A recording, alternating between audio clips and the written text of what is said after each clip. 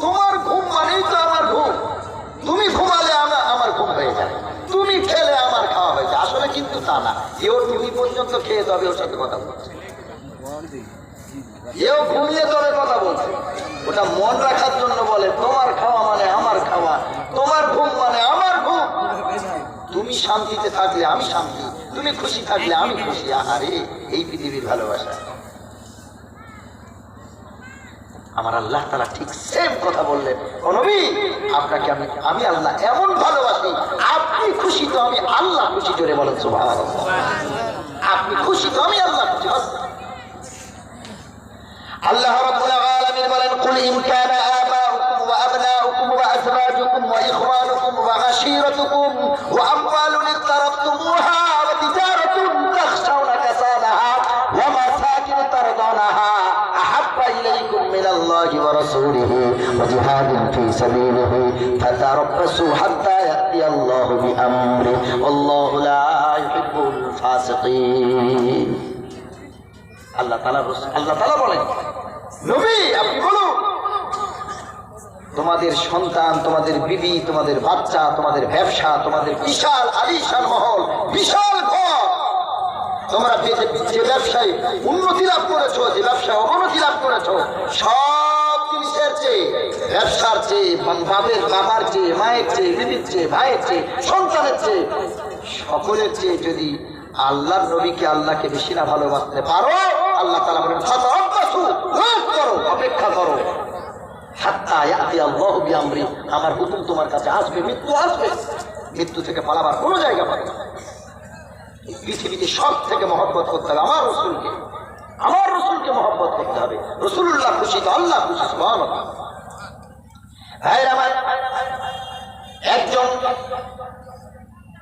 বিধর্মী পণ্ডিত লেখক, তিনি একটি বই লিখেছেন যার নাম হলো মাইকেল এইচ হার্ট। একটি বই লিখেছেন, বইটার নাম হলো দি 100 ইংরেজিতে, ওর বাংলাতে বইটা বার হয়েছে কনভার্টেড হয়ে।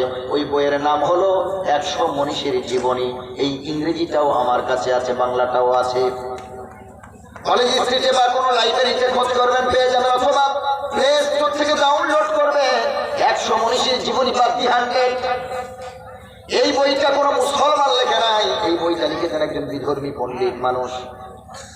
তিনি 100 মনীষীর জীবনী লিখেছেন বইটাতে। কিন্তু যার জীবনী, যার জীবন আদর্শ নিয়ে প্রথম বইয়ের প্রথমেই শুরু করেছে, সেটা আর কেউ না, আমাদের আখেরি পয়গম্বর জনাবে মুহাম্মদুর রাসূলুল্লাহ।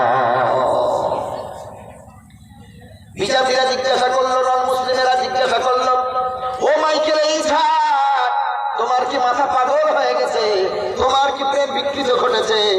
আমরা আমাদের ধর্মের মানুষ হয়ে 100 মনীষীর জীবনী নিয়ে তুমি একটা ইতিহাস লিখেছ, কিন্তু তোমার চোখের সামনে কি রাজা রামমোহন রায় ছিল না, স্বামী বিবেকানন্দ ছিল না, ঈশ্বরচন্দ্র বিদ্যাসাগর ছিল না, কার্ল মার্কস ছিল না, লেনিন ছিল না, মাও সেতুং ছিল না, স্যার আইজ্যাক নিউটন কি ছিল না? তোমার সামনে এত বড় বড় মহাপণ্ডিত, এদের কি কথা মনে ছিল না? তুমি মুসলমানদের নবী মুহাম্মদের কেন তার বায়োডাটা, তার লাইফ হিস্ট্রি কেন তুমি বইয়ের শুরুতে দিয়েছ?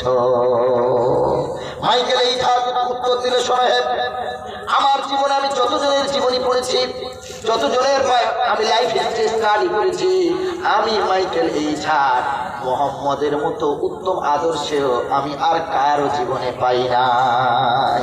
জোরে বলুন না সুবহানাল্লাহ।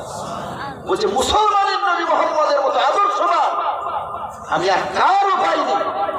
এই জন্য করে আমি মুহাম্মদের জীবনীটা প্রথম এনেছি আমার বইয়ে। সুবহানাল্লাহ।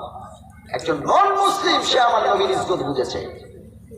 রবীন্দ্রনাথ ঠাকুর দাড়িটাকে লম্বা করেছে, আমরা মুসলমান হয়ে দাড়ি রাখি না। রবীন্দ্রনাথ ঠাকুর নন মুসলিম হয়ে গোল পাঞ্জাবিটা পায়ের গোড়াত পর্যন্ত করেছে, আমরা করতে পারিনি।